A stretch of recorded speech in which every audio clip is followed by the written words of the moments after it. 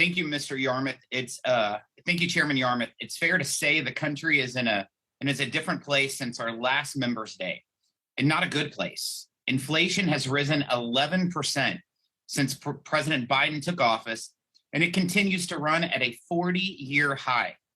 Gas hit its highest price ever this week, and over 2.4 million illegal immigrants have been apprehended at the southern border. And now families are facing a national shortage of baby formula.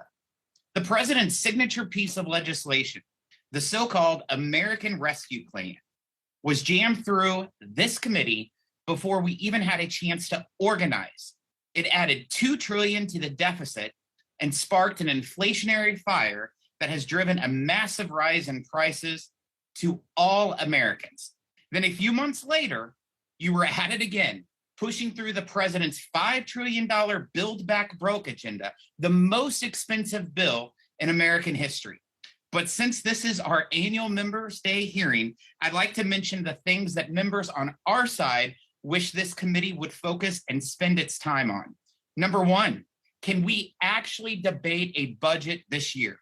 It's been over 1,400 days, Mr. Chairman, 1,400 days since we marked up a budget resolution in this committee. Are we going to keep spending without a plan? Will Democrats once again forfeit their responsibility and smuggle top-line spending numbers into another bill so they don't have to debate them? Number two, can we fulfill our obligation under committee and House rules to actually hold some oversight hearings? It is beyond time for this committee to examine the trail of waste and abuse left behind by the American Rescue Plan. $783 million for checks to prisoners, $40 million for libraries in the president's home state of Delaware, $2 million for trees to be planted in New York, and the list goes on and on. If we're not doing a budget this year, then perhaps we can use that time to have an oversight hearing on that spending. An idea, Mr. Chairman, that one of your Democrat colleagues on this committee agreed was needed at a recent hearing. Number three, when are we going to talk about the impact mounting debt is having on our budget and American families? The Federal Reserve is raising interest rates to deal with the president's inflation crisis. Higher rates will make it even harder for families to buy a house, small businesses to expand, and farmers to buy equipment. But it will also impact our government's bottom line. Earlier this month, I released a report that shows the destructive effects higher interest rates would have on the federal budget.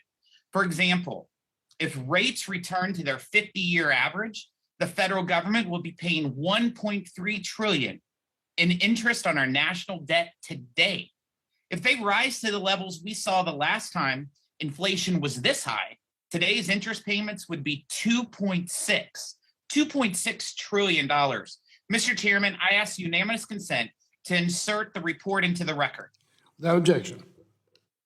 Thank you, Mr. Chairman. Number four, how about getting to the bottom of the causes and consequences of inflation? President Biden's strategy of blaming inflation on a new villain every month is failing. First, he denied inflation existed. Then he called it temporary, and now it's Putin's fault.